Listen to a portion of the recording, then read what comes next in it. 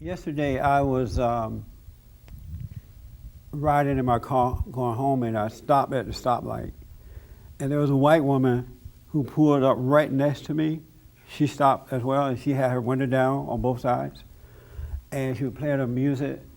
And so I kind of looked over because I heard the music, and the moment I looked over, she looked over and saw me looking over, and she wound up her windows. She let both windows up and locked her door.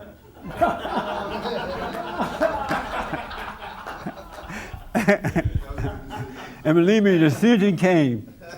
You know, say like, you should you jump out of your car and get her. After all this, I mean, he was just talking to me, and I'm just watching this, and I'm like, and then I realized, wow, have things really got that bad in our country? And I was driving a better car than she had, so I didn't want her car, and she wasn't, the type of woman that I would have wanted. And it was just, I'm thinking, this lady probably just she has so much fear now.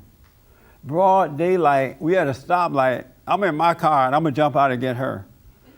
But I had compassion for her that she has to live that way. And a lot of white Americans have, and I know why they're like that, because a lot of young black people, men especially, are out of control, and they do crazy things like that. But I don't think that if you're driving your car by yourself, you're going to jump out of your car and take somebody else's old car. I don't think that. But I had compassion for her. But in the meantime, Satan was just talking to me about this lady, and he wanted me to get into a conversation with him about that. And I just let it pass, because he was really trying to pull me in on that.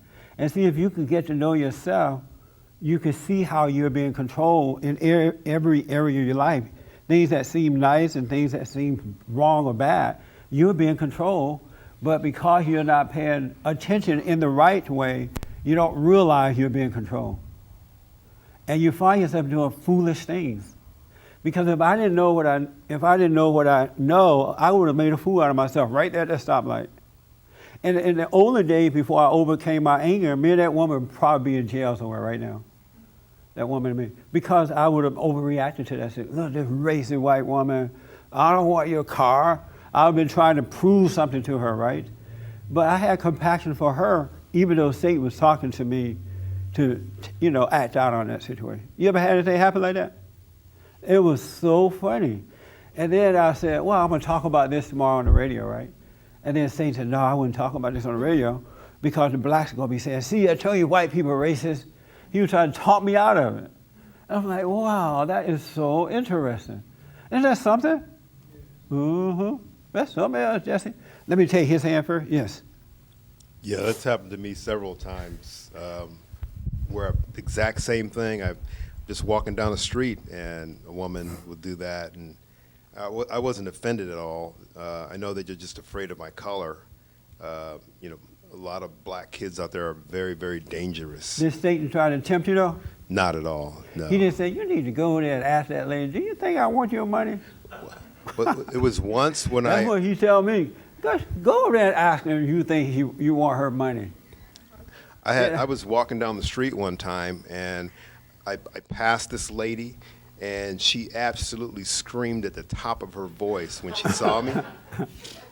And that tempted me to say something to her, but I just realized this woman must have been raped or something, or beat up, robbed, and I could hear that white woman, stay away from me! She looked absolutely crazy, but I let it go.